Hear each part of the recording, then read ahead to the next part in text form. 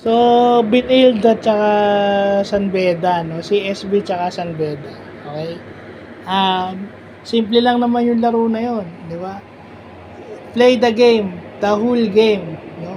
Kasi pag umabot ng overtime yan, okay? Chances are, yun na nga, carry over yung fouls, hindi nyo tinake advantage na penalty yung Binild. At saka yun na nga yun, yung gaano ka-importante yung free throw.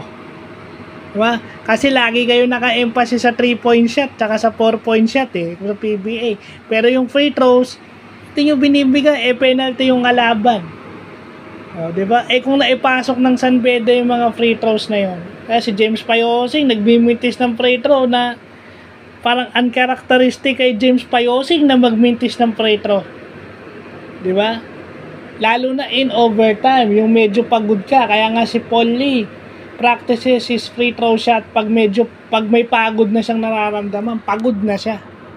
Para pagdating sa dikdikan laban na ipapasok niya yung free throws niya. Yun na nga, sinabi ni isa sa pinakamagaling na babaeng nagbasketball sa Pilipinas, si Christiana Di Maunahan, yung penalty situation na hindi tinake advantage ng San Beda. At saka syempre marami silang errors, marami silang lapses, turnover in the end game.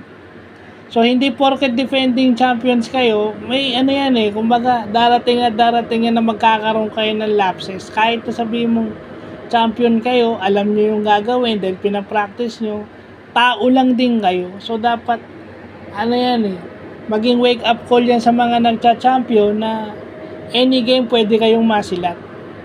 So dapat trabahuin niyo yung buong laro hanggang sa matapos.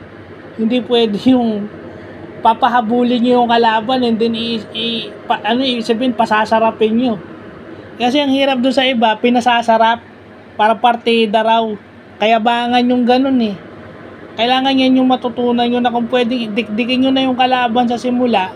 Kasi para hindi makahabol, kasi binibigyan nyo ng kumpiyansa yan. Pag nagkaroon ng kumpiyansa yung kalaban nyo, wala na. Masisilat kayo niyan. So, yun lang po.